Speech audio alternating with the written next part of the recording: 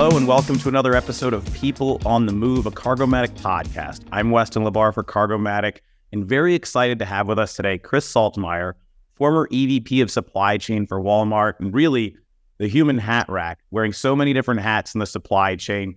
Chris, thanks for joining us today. Tell us a little bit about yourself and tell us about the more interesting hats that you're wearing these days. Weston, first off, thank you for having me. I have really enjoyed getting to know you personally, as well as getting to know the whole Cargomatic family. So really looking forward to having a chance to visit with you today and talk a little bit about what's going on in the supply chain space. Your question of me about hats wearing, that's an interesting question because there are several things that I've been focused on the last few months. And some of those things, it will be interesting for us to visit on today. But I do serve on the board of several public companies, serve on the board of several private companies, serve as an advisor for Cargomatic, which I have really enjoyed that, working with the whole team at Cargomatic, yourself and Rich, et cetera. We've enjoyed it as well, Chris. Oh, well, thank you, Weston. Hopefully I've provided a little bit of value. But then I've also really spent some time working with a couple of private equity groups and also do some teaching. So for the last few years, I've taught in the TLOG program, Transportation Logistics, the graduate program there at MIT. And so do that some also. And so just kind of staying connected and but really enjoying the space of life right now. That's fantastic. I know today I'm excited because we talk a lot about ports and marine drayage. We talk a lot about intermodal and rail drayage, but you have backgrounds in those areas, but you have a very, very extensive history in the domestic supply chain. And as we know, all of these things are interconnected. We have the supply chain ecosystem. And in fact, you really, in many cases, are credited with building out Walmart's domestic supply chain, which many people don't realize, the largest private trucking fleet in North America. Talk a little bit about what you see in the domestic truck market, because you sit on two different boards. I'll let you talk about those, but one's a company acquired for a record multiple. The other one, just very publicly shutting down and selling off assets. And it's a very interesting time because no matter what part of the supply chain you're in, it's a tale of two cities. You have the haves, which are steaming forward and getting bigger. And I like to throw Cargomatic, obviously, into that bucket. And then you have the folks that maybe are shuttering and selling off assets or preserving capital at the very least. And I think you see that more than anywhere with some of the bigger truckload carriers. So talk a little bit about what we're seeing in the domestic space, because we talk so much about the coasts and the rail yards. But really, at the end of the day, without that network of 53-foot trailers moving around the country, we have clogged up arteries in the intermodal and drayage space. Yeah.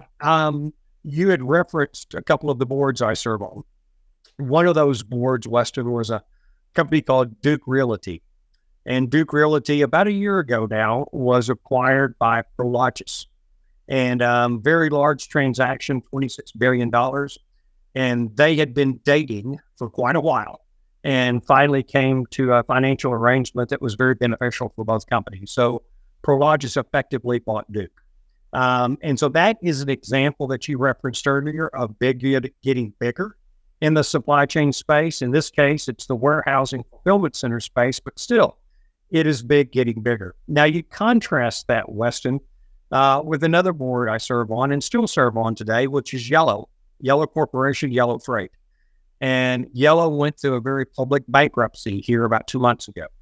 And just a really difficult situation when you think about the fact that 33,000 Yellow team members lost their jobs when that company went bankrupt. That company was actually a 99-year-old company, 1 year away from celebrating their 100-year anniversary. But it's one of those situations that if you have a company that doesn't have a strong financial position, when you roll into a downturn like we've seen in the physical truckload market, if you're not in a real strong financial position, it's going to be really tough. And we all know that the LTL space is a very defensible, a great space to be in. But by the same token, Yellow was a company that has struggled for a number of years, and it goes all the way back to the acquisitions that they made in 2004, 5, and 6, and all the consolidation that took place in that industry. And the fact that they never took all of those acquisitions and integrated all those different companies into one company, that's what led to a lot of the difficulties that Yellow face now. So anyway, so back to your original question of what's going on in the space. I think it is the strong companies are able to weather these financial downturns and actually come out of them stronger. And the companies that are in a more difficult position, those are the ones sometimes that don't make it. Yeah, and it's so interesting, the two companies that you highlighted, because Prologis has recently come out very publicly and said, there's not going to be a reduction in prices for warehousing. We're basically, they're saying we're the market maker and we're going to tell you what the market bears, and we have the best facilities and the best places, and if we don't, we'll go buy the companies that do. And then on the other side of it, over 30,000, as of a month or two ago, 31,000+ trucking companies had shut their doors, and I've seen several since then. So we're probably more of like 35 to 40,000 companies now. Much of that are the 1 to 3 truck operators that might have became a trucking company during the pandemic to take advantage of the really high spot rates. But now you're really seeing the Yellows, the Convoys. I've seen, to your point, I just saw a company in California that's been in existence for over 50 years, a family-owned company that, just could not afford to continue to operate in California and didn't have the balance sheet to weather some of the freight recession storm. There's such a juxtaposition, and it's not just the small guys, it's the big guys and the small guys. So, as we look at this moving forward, I'd love to hear your take, because a lot of folks, I think, are a little dismissive sometimes when you hit a freight recession, like, yeah, it's just the small guys, or it's some of the small family-owned companies. But you're seeing folks that have had big financial backings that have squandered it, to your point, maybe misappropriated investments over the time. And then you've got some of these mergers that are going to come. I think this is going to be another hallmark year for consolidations, but I don't think it's going to be just the buying of stranded assets. I think you're going to see some big companies maybe come together to preserve their standing, or maybe fortify, because they realize stronger together, weaker apart. So you may see traditional competitors become one company. And I'd love to hear your opinion on that, because that's the way I'm seeing it right now. Is you're going to see some interesting financial maneuvering by companies to not have to shutter themselves. Yeah, Weston, I think it's real interesting. And it's kind of what you talked about in some cases, the stronger are getting stronger and the weaker struggling. And there are combining entities that are coming together. If you think about what happened with Knight-Swift purchasing U.S. Express, I mean, that was a huge transaction to put those two entities together. The other thing to keep in mind is, with all of the money that the ocean carriers made over the last 2 or 3 years, you look at what they're doing from an acquisition standpoint. And a lot of those ocean carriers are going vertical into the supply chain and making more and more acquisitions. And so it's going to be interesting to see what the ocean carrier business looks like down the road as they continue to kind of expand their aperture in terms of service offerings and everything else through their acquisitions. The other thing that's interesting to me is you have a number of private fleets that are actually growing. And some of that really doesn't make sense, because right now we know there's a supply-demand imbalance. There's more supply than demand. You have people coming out of the market from a supply standpoint. Has that right size? Is that about the right size? I don't know that any of us exactly know. But then you've got people like Walmart. You've got people like Dollar General. Ashley Furniture that are expanding their private fleets. And I know in the case of Walmart and Dollar General, their focus is, we want to expand our private fleets because we want to be in control of our own destiny, and we want to protect service. So it's all around service, because a lot of these people have scars from what happened during COVID, and they're still reacting to, I've got to fix service, even though there's a lot of capacity in the market. So just some thoughts that are going on right now. Yeah, and you bring up something that I think is super important, because when people think of the pandemic and the results of the pandemic, they look at the ocean carriers and the record profits they make. When you saw that, MSC had a profit of $43 billion and they're a privately held family-owned company, you look at that and say, oh my goodness, like what happened? And also, people don't realize for many of these ocean carriers have wiped out decades worth of debt and bad investment and bad business practices that will probably now continue because they have all this capital that they can tap into. But that doesn't always translate into the rest of the supply chain. In the trucking sector, 91% of the trucking fleets in North America have 6 trucks or less. So you do not have these big conglomerates, and by and large, that really had the financial wherewithal. So even if they had record profits, you're talking about maybe millions that'll get you through a month or two, as opposed to billions that could literally get them through the next decade or so. And then on the other side of it, you've got the private equity, the venture capital, which those markets all but dried up unless they had existing funds or they were in existing transactions. And I'd love to hear your thought about that, because yes, the ocean carriers are out there buying, but then you also have this pool of money because supply chain became sexy. You started to see supply chain executives sitting directly in the C-suite, reporting to the CEO, whereas even if you were a chief supply chain officer before, you might be a little bit removed and report to a chief operating officer.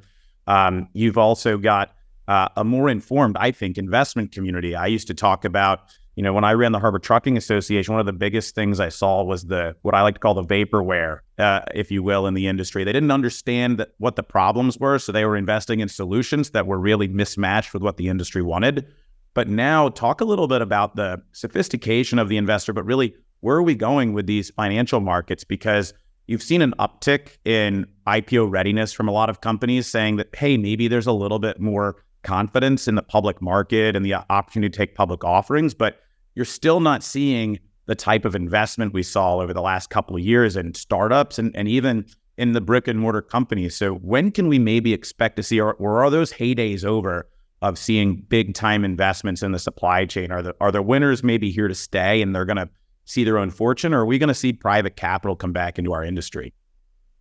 So Weston, I think we're going to see private capital come back into our industry. I don't know that we're going to see the amount of private capital specifically back into the logistics space, the supply chain space, that we saw 2 or 3 years ago. I think we can all identify that some of the valuations for some of the startup companies 2 and 3 years ago were a little bit on the high side.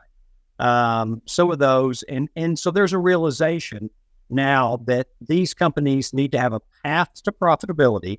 May not be today, may not be tomorrow, but there's got to be a clear path. The unit economics matter. And so there's got to be that path. And so probably, Weston, one of the biggest, probably the thing that's catching more headlines right now than anything is what happened to Convoy last week. And so suddenly when you have a company that's gotten the media attention, the investor focus, and everything else like Convoy did, and then it runs out of money and declares bankruptcy, I think those kind of things actually send shockwaves and delay what could be a market that's kind of coming back to supply chain logistics. I think some of those things may delay some of that financial capital moving back in that direction. And I think one of the things that's really important to talk about is kind of dig a little bit into what happened at Convoy, because there really are some lessons learned for all of us. Yeah, and I want to touch on that for a second, because when I first joined Cargomatic, obviously Convoy was one of the companies everybody tried to compare us to. And if you look, very different companies. Yes, tech-based supply chain brokerage software, if you will, operators that use their own software, so not SaaS companies. In that sense, similar, but business models very different. Convoy, really a spot market, long haul supply chain load board, if you will, for truckload. Cargomatic, a technology-driven supply chain solutions company, hands-on, and looking at it in the short haul perspective. How do we move things within regional geographics as opposed to going for the home run every time? Sometimes you can win the World Series with doubles and singles. Although as a Phillies fan, I do like to see the long ball over and over again. But talk a little bit about what you see as the difference there, because the other big difference, obviously, is Cargomatic, profitable company, Convoy, not a profitable company. And I think that's the other thing we see with a lot of the the companies that have gotten big valuations coming under scrutiny is that they're not profitable and they really have a hard time communicating when they're going to be there and what the roadmap's going to be, especially in this freight recession where rates have been depressed to such a point where it's actually eating into their operating capital even more. Yeah, and Weston, I couldn't agree with you more. There's a different market segment that Cargomatic is focused on than what Convoy was focused on. There's also a very large difference in how Cargomatic is approaching customers. Cargomatic is approaching a long-term customer relationship, solution sets for customers versus someone that's primarily playing in the spot market. That's just a transactional situation versus what Cargomatic's doing. I think the other thing, Weston, that it's going to sound cliche, but it's not. It's a big deal. And that is Cargomatic is led by someone who understands the freight industry. And there's too many of these technology logistics companies that are really technologists running the companies that don't have a base background in the freight movement logistics business. And that's where someone like a Rich Gerstein that has a heavy background and he's built a team that has a strong background, just like yourself. That is huge. That is just a significant difference in terms of your opportunity to be successful in this space. Yeah, and I do always tell people when we're doing customer meetings, we talk about our value proposition. I was like, take all the technology away and everything else. We would be a really great professional services company doing supply chain engineering and consultative services.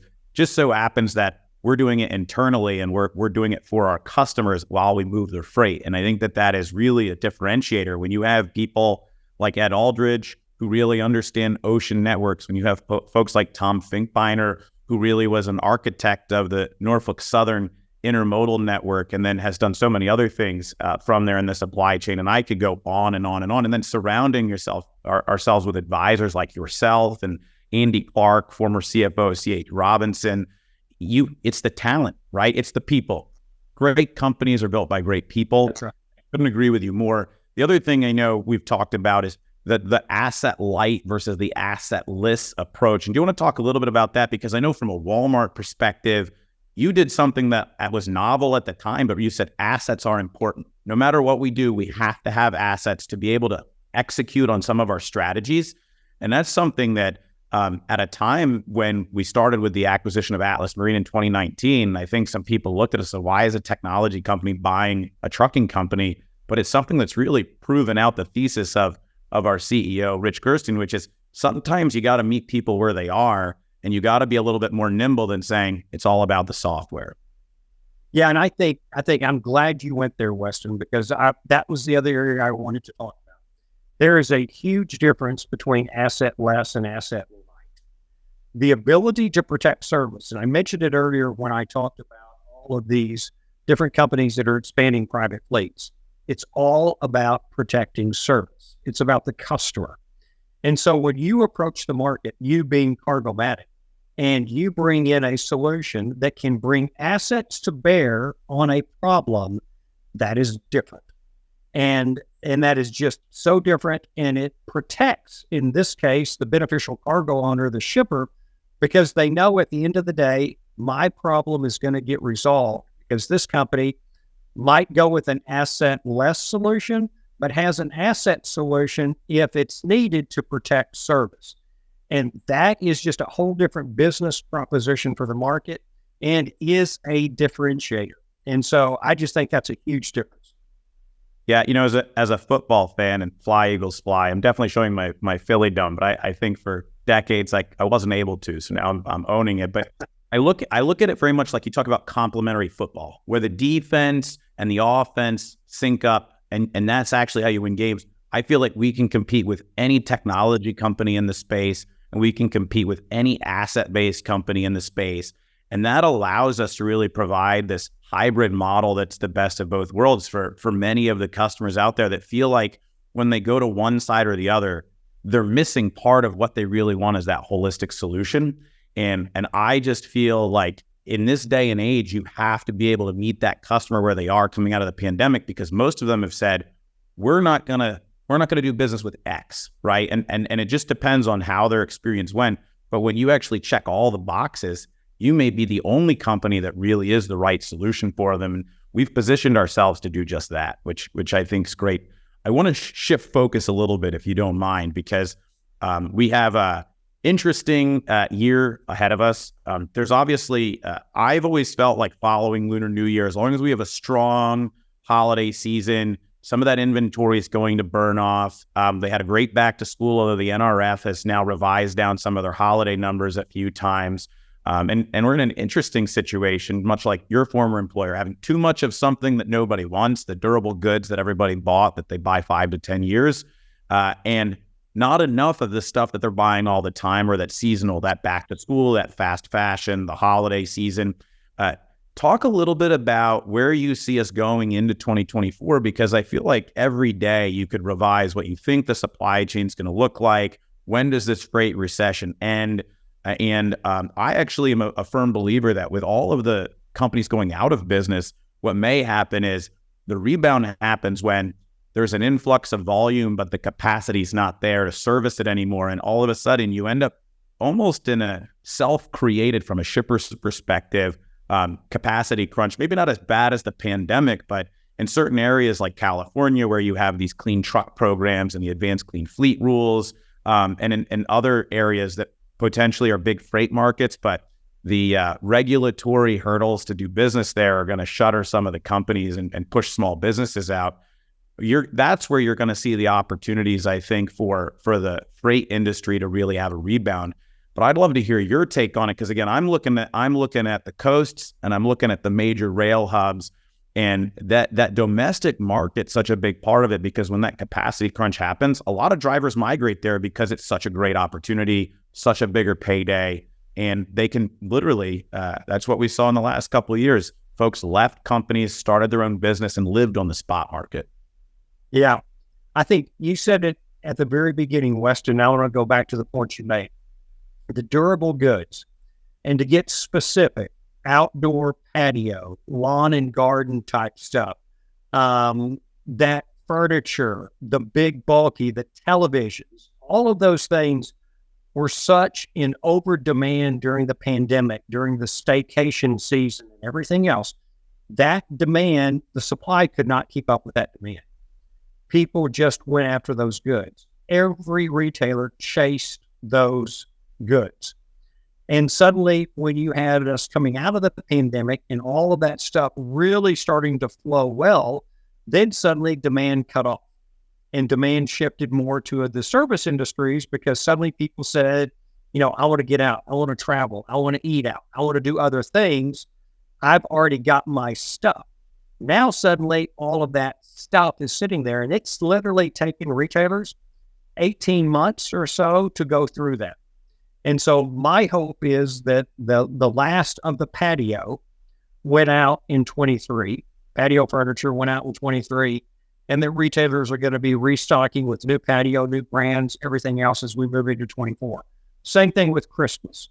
The last of the holiday seasonal and everything will have flowed through the network and be out in 23, such that when we get to next year, rather than having a mild peak like we did this year, we go back to more of a traditional peak in terms of fall volume. So if I had a crystal ball or lens, I think that's the way we're headed. When we go back and start comparing the numbers now to what 19 looked like, the first full the last full non-pandemic year, you're seeing upticks in the market. You're seeing ocean freight up. You're seeing the markets move up from those positions. So I think we've moved out of it. And I feel like from a 24 standpoint, we're going to get more into a normal season, a normal cycle.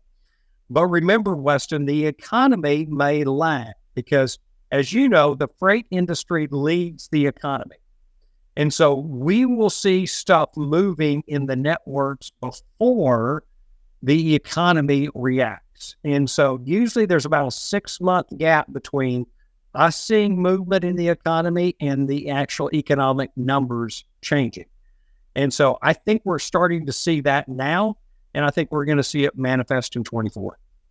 I 100% agree. And I love when smart people like yourself say the things that I think, because it just makes you feel like, okay, you're seeing the picture clearly.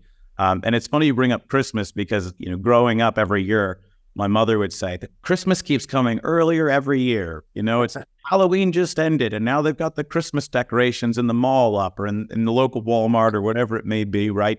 And this year, Christmas came in July, and so many people, why are the Christmas decorations up post 4th of July? Well, they needed the space in the warehouse to get ready for that. And Weston, to your point, they had it. It was already here. It was here from last year. Exactly. So, Chris, I want to give you the opportunity to give any final thoughts to our viewers and listeners. What are the final words of wisdom, thoughts, open forum for you here before we close this out? No, Weston, I appreciate that opportunity. Last week I was down in Georgia with the customer advisory board for Prologis. And so they had a number of what I would call fairly large 3PL type customers there. And there were two or three things that came away from that. There were takeaways that I would just share with your audience. First off, the way Prologis connected with their customer.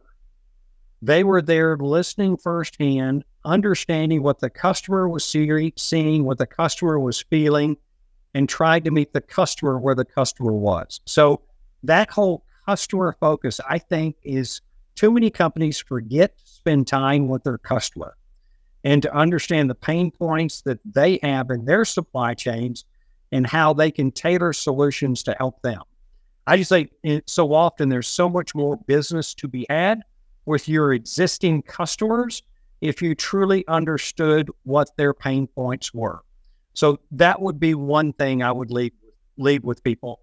The last thing I would leave with people is the supply chain, even though it may not be the sexiest thing out there, like it was a year or two ago when everyone was having the crises that they were having because they couldn't get their stuff, it still, to me, defines the U.S. economy.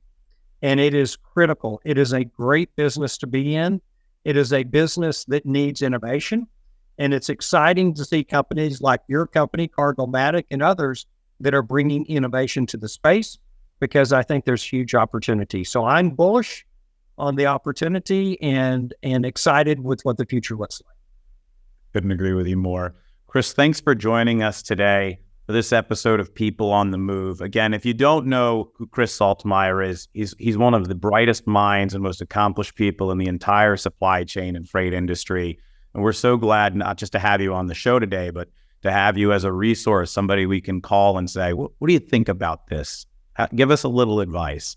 And so, Chris, thank you not just for joining us today, but for all of your contributions to Cargomatic and the many, many freight companies that you're helping make better, or at least try to make better, to have a better end-to-end supply chain ecosystem. With that, I'm Weston LaBar. This was another episode of People on the Move, a Cargomatic podcast. Until next time.